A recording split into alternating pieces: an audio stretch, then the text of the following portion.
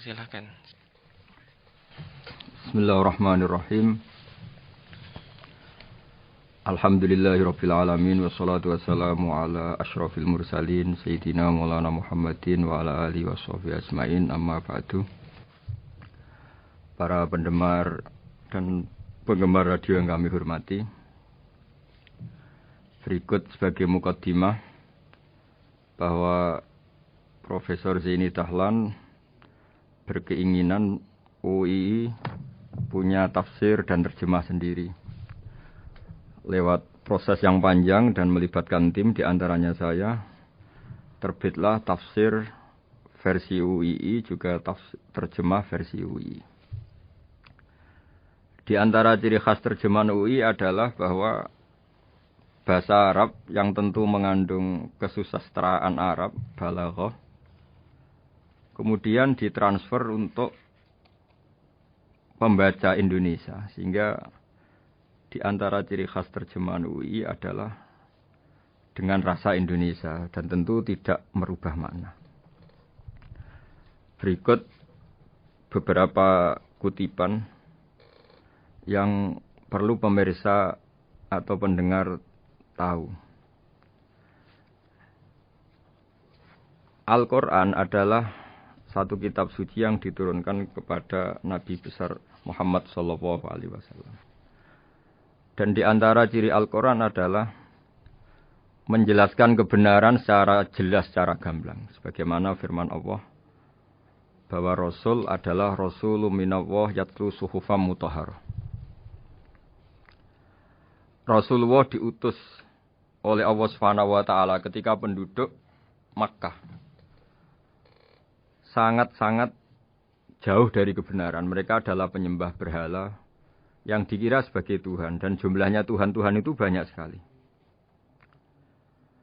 Suatu saat Rasulullah mendakwahkan bahwa Tuhan itu satu dan harus satu. Tapi kata mereka, kenapa Muhammad menjadikan Tuhan satu? Padahal urusan kita banyak, problem kita banyak. Harusnya Tuhan itu juga banyak. Ini yang diceritakan dalam surat Shad, Aja'alal alihata ilaha wahida inna hadza lasyai'un ujab. Bagaimana mungkin urusan kita yang banyak, yang harusnya butuh Tuhan banyak, kemudian menjadi hanya Tuhan satu. Lalu Rasulullah dengan sabar, dengan telaten memberi penjelasan. Dan ini yang disebut al-bayyinah, penjelasan yang sangat jelas, sangat gamblang, sangat rasional. Kata Rasulullah dalam sebuah hadis yang diriwayatkan dalam Musnad Ahmad, tagnya begini: orang-orang yang menyembah selain Allah itu ibarat kama sali rojulin istaro abdan min kholisi malih biwarikin au zahabin faja'ala ya'malu. Mereka mau bekerja tapi wayu'ti ghullatahu ila ghairi sayyidi fa ayyukum sarruhu ayyakuna abduhu kadzalik. Nabi lalu kemudian bikin analogi. Wahai masyarakat Mekah, bagaimana kalau Anda ini jadi seorang pembantu atau seorang budak, lalu punya majikan banyak. Dan semua majikan Anda ini punya perintah yang beda-beda, punya selera yang beda-beda. Semuanya atasan Anda, semuanya majikan Anda. Apa Anda senang punya majikan yang banyak? Lalu mereka bilang, wah susah Muhammad kalau kita punya majikan banyak. Tuhan kamu adalah majikan kamu. Bagaimana kalau Tuhan banyak, punya perintah yang beda-beda, punya selera yang beda-beda? Kalian pasti akan kebingungan. Ya sudah Muhammad, normalnya Tuhan itu satu. Sehingga mereka tercerabut dari pemikiran bahwa Tuhan harus banyak. Ini yang dimaksud dalam surat Al-Bayyinah, lam yakunil ladzina kafaru min ahlil kitab wal musyrikina munfakina hatta ta'tiyahumul bayyinah. Bahwa orang-orang kafir, baik kafir ahli kitab maupun kafir musyrik Mekah, mereka tidak pernah terlepas dari sifat kekafirannya, yaitu menuhankan banyak Tuhan, sampai datang sebuah bayinah. Bayinah itu argumentasi kebenaran yang begitu jelas. Setiap membawa kebenaran, argumentasinya meyakinkan. Itu siapa? Rasulun minallah yatlu suhufam mutahharah, yaitu Rasul yang membacakan lampiran-lampiran suci, yaitu Al-Quranul Karim. Dengan penjelasan analogi tadi, kemudian orang-orang Mekah sadar, susahnya kayak apa kalau Tuhan banyak, lalu perintahnya beda-beda, seleranya beda-beda, hukumnya beda-beda. Ini membingungkan. Akhirnya mereka ngakui bahwa pentingnya logika tauhid. Nah ini yang Rasulullah ini benar-benar berstatus bayyinah. Kemudian analogi betapa buruknya kita saat menyembah selain Tuhan. Lalu Rasulullah mencontohkan sebagaimana yang saya kutip tadi dari Musnad Ahmad. Misalnya Anda punya pembantu atau zaman dulu budak. Anda beli dari harta kamu, dari uang kamu. Kemudian budak ini kerja. Yang ngasih makan kamu, yang fasilitasi kamu, toko milik kamu, semua milik kamu. Kemudian dia kerja dan hasil dari kerjanya dia dikasihkan ke orang lain. Kamu senang tidak punya budak yang seperti itu, kata Rasulullah. Wah, kita semua tidak senang Muhammad. Sama seperti itu. Kamu adalah bisa makan rezeki dari Allah. Kamu nempat di buminya Allah. Kamu minum dari air yang dibikin Allah. Kemudian Anda menyembah selain Allah. Itu aneh apa enggak? Menyembah zat yang tidak memberi rezeki kamu, yang tidak bikin bumi untuk kamu, yang tidak bikin langit untuk kamu, yang tidak bikin fasilitas air untuk kamu. Aneh enggak? Semenjak itu mereka berpikir betapa buruknya mereka menyembah berhala, menyembah arca, menyembah Yesus, menyembah macam-macam. Nah ini yang disebut Rasulullah adalah orang yang benar-benar bayyinah. Ketika melontarkan kebenaran, benar-benar jelas sehingga diterima secara akal yang sehat. Karena semua akal yang sehat akan menerima agama ini disebut fitratallahi fatarana salihah. Bahwa agama ini agama fitrah. Orang yang normal, yang cara berpikir normal pasti menerima agama ini.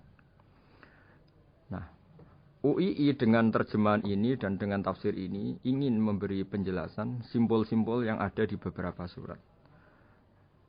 Di antara lagi yang di bab muamalat.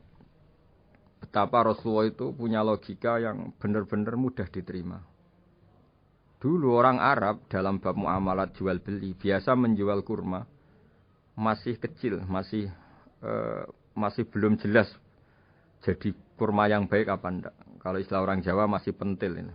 Kalau bahasa Arab qobla buduwi solahiha. Calon buahnya itu belum pasti jadi buah. Kemudian masih bunga, masih apa sudah dijual. Dengan transaksi, asumsi, harga andekan sudah jadi kurma. Kalau dalam Jawa mungkin jual mangga sebelum tua, masih pentil, masih kecil. Lalu kata Rasulullah, kamu jangan melakukan itu. Kenapa ya Rasulullah, padahal kita butuh uang? Kata Nabi, Ara'aitum in mana Allahu as-samra, fabima yastakhillu ahadukum mala akhi. Bagaimana kalau buah-buah yang masih kecil itu kemudian berguguran karena satu musim atau karena apa? Lalu kamu mendapat uang itu atas nama apa? Yang dikatakan tijaro adalah muawadoh. Pembeli dapat barang, kamu dapat uang. Lalu kalau barang yang ada enggak menjadi buah yang baik, Anda menerima uang itu atas nama apa? Rasulullah secara haru, secara mengingatkan nurani kita dengan redaksi fabima yastahillu ahadukum mala akhi. Lalu kamu mendapat uang saudara kamu. Atas nama apa? Kalau atas nama buah, mereka belum mendapat buah. Akhirnya ada kesadaran bersama bahwa sebaiknya kita menjual sesuatu itu yang pembeli ya dapat barangnya. Yaitu dalam konteks ini buah yang sudah layak dijual, kita dapat uangnya. Ini lagi-lagi Rasulullah al-Bayyinah. Sekali memberi penjelasan begitu jelas. Ketiga misalnya di bab jinayat, di bab hukum pidana. Rasulullah kalau bikin logika itu begitu jelas, mudah diterima. Misalnya begini, suatu saat Rasulullah bersabda, Al-qatil wal maktul finnar. Orang yang membunuh dan yang dibunuh sama-sama di neraka. Tentu dalam konteks saling bunuh yang dalam kezaliman. Lalu sahabat janggal. Ya Rasulullah, oke lah kalau pembunuh itu masuk neraka. Ini bagaimana mungkin yang dibunuh pun masuk neraka? Rasulullah dengan jelas, dengan bayyinah, dengan hujjah, beliau menjawab, innahu kana harison ala qatli sahibihi. Sebetulnya yang terbunuh pun mentalnya pembunuh, karena dia sangat juga ingin membunuh saudaranya. Nasibnya saja yang menjadikan dia terbunuh. Akhirnya sahabat tahu, ya ternyata maktul dalam konteks duel adalah mentalnya qatil juga. Sehingga karena mentalnya qatil, dia tetap di neraka. Meskipun prakteknya dia menjadi maktul yang terbunuh. Nah ini yang dimaksud oleh Allah, bahwa Rasulullah ini bisa menghilangkan tradisi kemusyrikan, bisa menjungkir balikkan, menghancurkan kemusyrikan, karena Rasulullah bisa menjelaskan secara detail hatta ta'tiyahumul bayyinah. Bayyinah adalah Rasulun minallah yatslu suhufam mutahharah. Jadi ini yang insyaallah sebagai kajian kita, bahwa kita butuh sekian penjelasan untuk mengenang dan membuktikan bahwa Rasulullah adalah benar-benar al-bayyinah.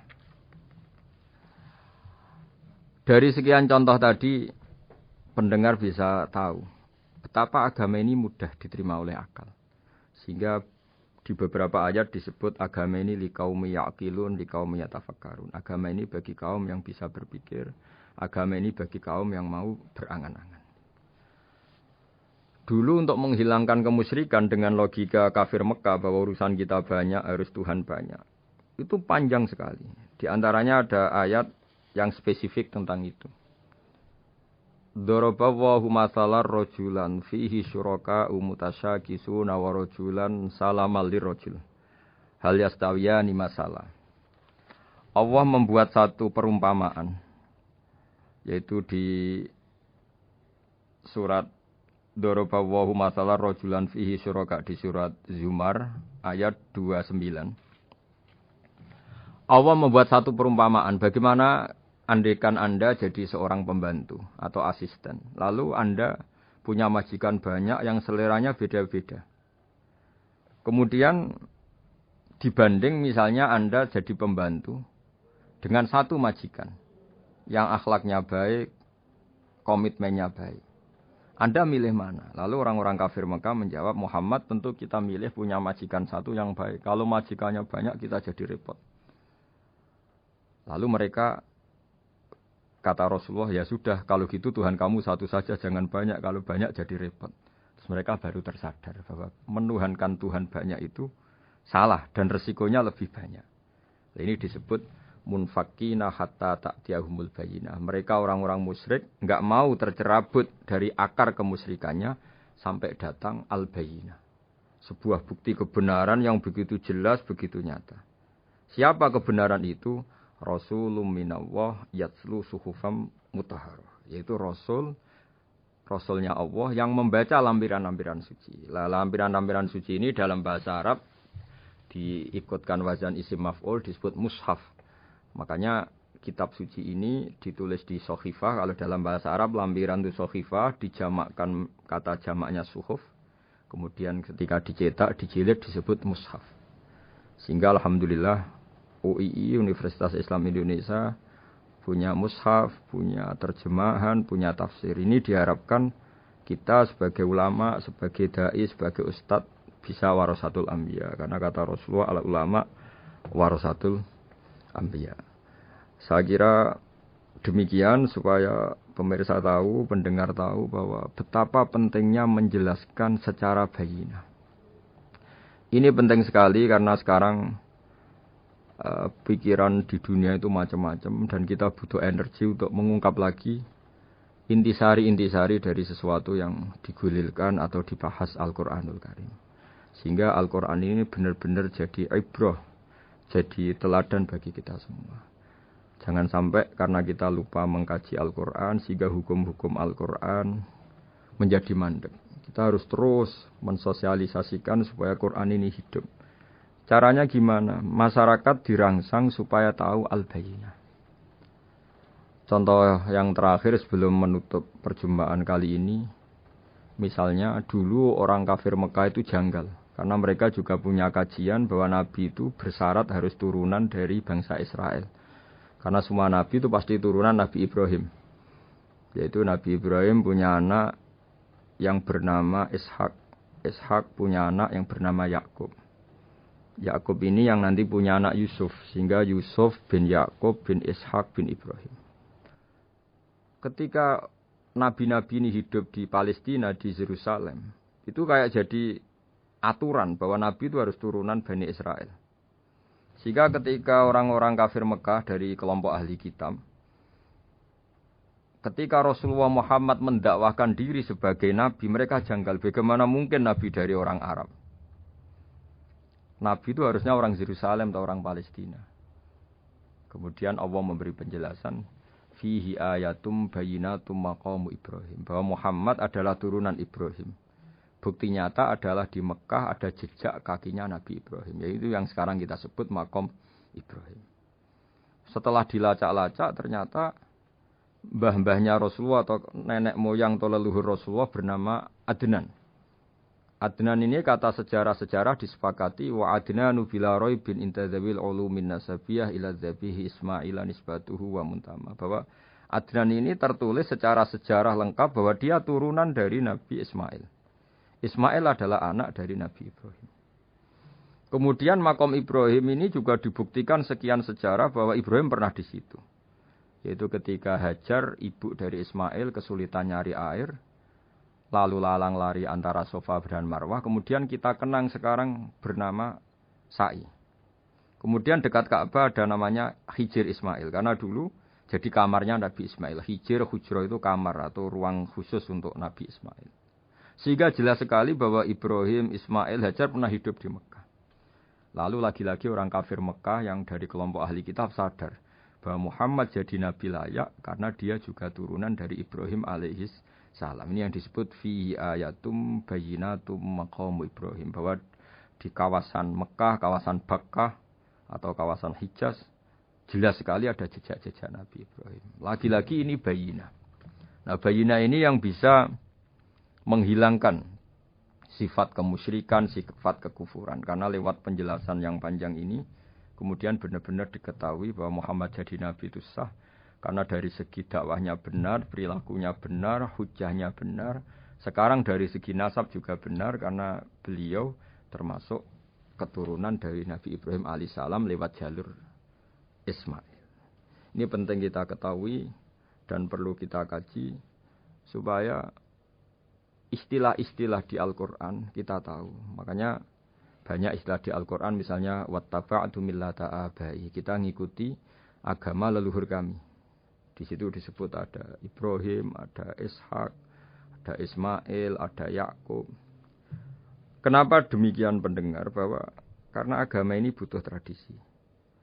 Dan tradisi ini menjadi komunitas sosial. Sehingga ketika tradisi ini sudah mantap, insya Allah lewat kebenaran agama ini akan menyingkirkan kemusyrikan. Contoh paling mudah begini, Nabi itu melarang orang menyembah batu. Tapi kemudian dalam tradisi Islam sendiri ada orang sholat kemudian sujud. Yang secara zahir sujud itu mencium batu atau mencium masjid tempat kita sujud. Apalagi kita mencium Hajar Aswad. Secara kasat mata seakan-akan kita ini menghormati betul Hajar Aswad. Sehingga orang kafir mencibir. Muhammad itu tuh aneh. Dia melarang kita menyembah batu, tapi dia sendiri mencium Hajar Aswad seperti itu. Dia sendiri menyembah batu. Orang kalau sujud seakan-akan seperti itu. Tapi lewat penjelasan Nabi, bahwa kita sujud hanya kepada Allah. Kita kalau sujud baca sajadah wajhililladzi khalaqahu wa sawwarahu wa syaqqa sam'ahu wa basarahu bihaulihi wa quwwati fatabarakallahi ahsanul khaliqin. Wajah kami sujud kepada zat yang menciptakan wajah kami, yang mengasihi kita pendengaran, yang mengasihi kita pandangan. Hanya Allah saja yang ahsanul khaliqin, hanya Allah saja zat yang paling baik dalam penciptaan. Ini penting sekali saya katakan bahwa sehingga sujud kita yang seperti itu adalah simbol tawadhu. Tidak ada kaitannya dengan kita ini menyembah batu. Sehingga kita tradisikan ke anak-anak saat sujud baca subhana rabbiyal a'la wa bihamdi. Kita ajarkan mereka bahwa semua selain Allah adalah ciptaan Allah. Jadi andai kan nggak ada tradisi tauhid yang dijelaskan begitu detail. Saat kita haji bilang labbaik Allahumma labbaik, labbaik la syarika lak labbaik. Innal hamda wan ni'mata laka wal mulka la syarika lak. Ya. Setiap kita haji mengitari Hajar Aswad kita bilang nikmat semua dari Allah. Enggak ada syarik bagi Allah, enggak ada mitra bagi Allah, enggak ada sekutu bagi Allah. Sehingga karena ini kita maklumatkan, kita kumandangkan. Meskipun umat Islam itu mencium Ka'bah, mencium Hajar Aswad, enggak akan disalahpahami ini bentuk penuhanan kepada Hajar Aswad atau kepada Ka'bah. Karena kita ungkapkan innal hamda wan ni'mata laka wal mulka la syarika lak, enggak ada syirik, enggak ada mitra bagi Allah. Sehingga dari sekian talbiyahnya Rasulullah kita tahu ini bentuk pemaklumatan tauhid, bahwa tauhid harus dikumandangkan lewat kalimat-kalimat thayyibah, lewat pemikiran-pemikiran logika hujjah bahwa Tuhan pasti satu dan yang jadi Tuhan hanya Allah Subhanahu wa taala. Karena andekan ini tidak dikumandangkan, kemudian ada ritual yang secara lahir kasat mata nyium Hajar Aswad, nanti seperti tuduhannya orang kafir bahwa Islam itu aneh, melarang menyembah batu, tapi nyatanya ada ritual mencium batu.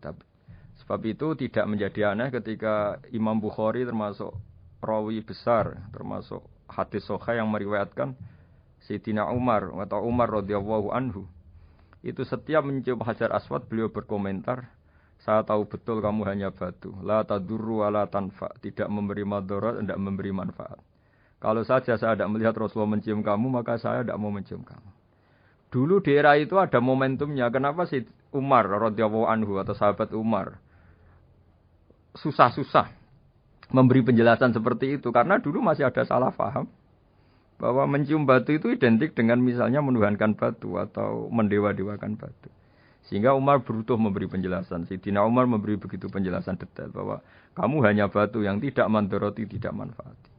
Tapi secara tradisi sunnah Rasul kamu dicium, ya saya ikut mencium.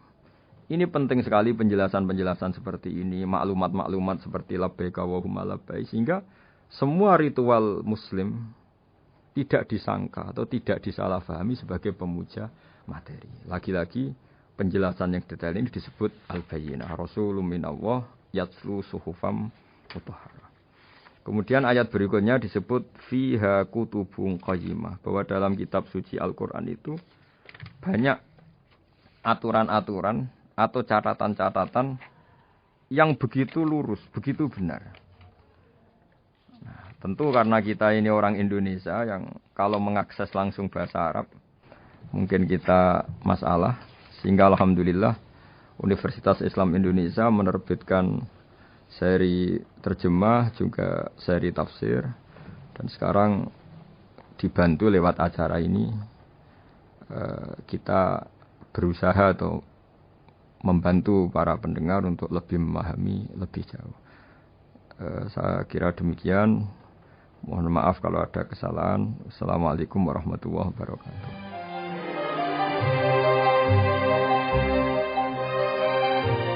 Demikian tafsir UII bersama Kiai Haji Ahmad Bahaudin Nur Salim, pengasuh Pondok Pesantren Tahfizul Quran Rembang. Beliau juga merupakan mitra Profesor Zaini Dahlan MA dalam penyusunan Quran Karim dan terjemahan artinya Universitas Islam Indonesia.